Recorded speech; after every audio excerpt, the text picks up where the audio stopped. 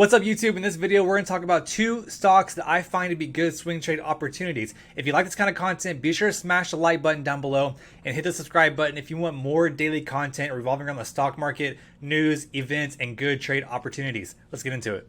The first company I want to talk about is Chewy. Chewy is an online e-commerce pet store that people can go and buy for their pets. They thrived during the pandemic. They saw great returns. They had a ton of traffic as people were staying at home but needing to buy for their pets. Now, since we're exiting the pandemic, obviously things have kind of slowed for them and earnings were not as great as they should have been. With that said, you can see over the past 180 days here, they were thriving due to pandemic conditions. However, since then, they've kind of seen a bit of a sell-off. Earnings weren't that great. The last earnings that they had actually wasn't that great either, but right now we are testing a support level. Now, as the pandemic is slowing and things are starting to get back to normal, obviously they're not going to be hitting pandemic numbers that they used to, but they did get a ton of exposure.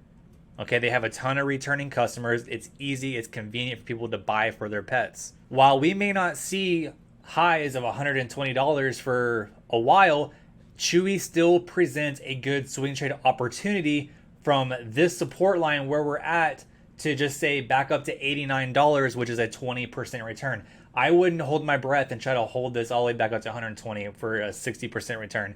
I just don't think that's going to happen. But I wouldn't be surprised if we did come back up to even just $82 to catch 11% return, which is a previous resistance here. Okay. But now one thing I would be looking at closely is if we break this support. Right now we are testing the support of $73 as we're trading at 74 right now. If we break down below the support, I wouldn't be surprised if we come back down to a low of $67 or even $64. But one thing I want to stress is to wait for confirmation, right? This could be a good buying opportunity if you go in light with a good position size that you can manage and not get emotional if the stock drops another, say, 9%. Okay, so if you do decide you want to buy this now, go in with a position size that you can handle, that your stomach's not going to turn over when it drops another 9%. Or if you just want to wait for confirmation, which I always encourage, is see if we bounce off this $74 support and come back up. And if we break this $79 level right here, that is a good sign of a potential recovery. So even if you bought off this break here and rode it back up to just say $88, you're still catching a 10% return. Or if you went back up to 95, you're catching an 18% return. So waiting for confirmation isn't a bad thing. You don't have to buy at the low. This is just to show you that there is opportunity in Chewy. So you don't have to buy right now.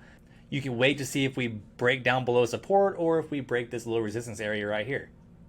Either way, make sure you go in the position size that is manageable for you. Do not go all in. Do not invest a dollar amount that you don't feel comfortable with when it drops another 9%. The second stock I want to look at is Apple. Apple has been on a consistent uptrend over the past 180 days. They just had a recent pullback due to some unfortunate news, which basically is a lawsuit against Epic Games or just developers in general, because Apple charges a 30% commission if those companies' users make in-app purchases. So there's a big lawsuit going on with this right now. A judge ordered that Apple must provide external links for users to go make their purchases instead of having to use Apple's Apple software. So as that news came out and that judge made that ruling, Apple did see a big drop because the gaming community makes up 70% of commissions on Apple. However, I do see Apple fighting back on this and this possibly getting overturned because this is a way that companies can give back to Apple for just being on their platform. So as this news develops, we could see a further sell-off in Apple. If this ruling does stand, it is going to cut into Apple's earnings. So I think it was like $6 billion or something that it could cut into Apple's earnings on, but it's not going to hurt Apple that much. I don't think. They have so many other sources of revenue and they make billions and billions of dollars a year that commission cut probably won't hurt them that much. But again, it is going to cut into earnings, so we will see how that affects them as they come up on their next earnings. Nonetheless, you see that Apple has dropped down to a support range well, basically close to a support range. We could see a further drawdown. I wouldn't be surprised if we see a further retracement down to $147 as we have a resistance here and a support there. I wouldn't be surprised to see that. If we drop below that, I wouldn't be surprised to see it come down even further to $144.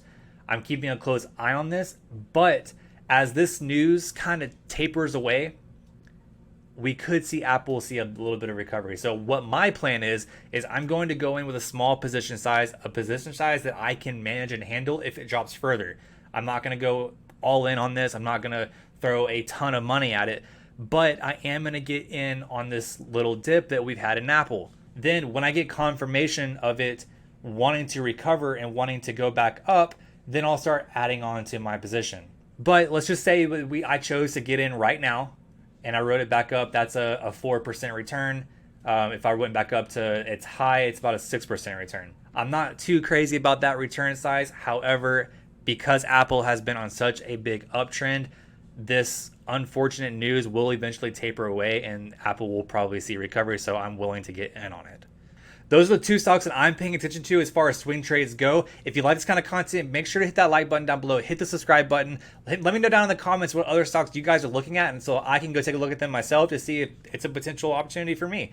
So again, hit the like button, subscribe down below. I'll catch you guys in the next one. Peace.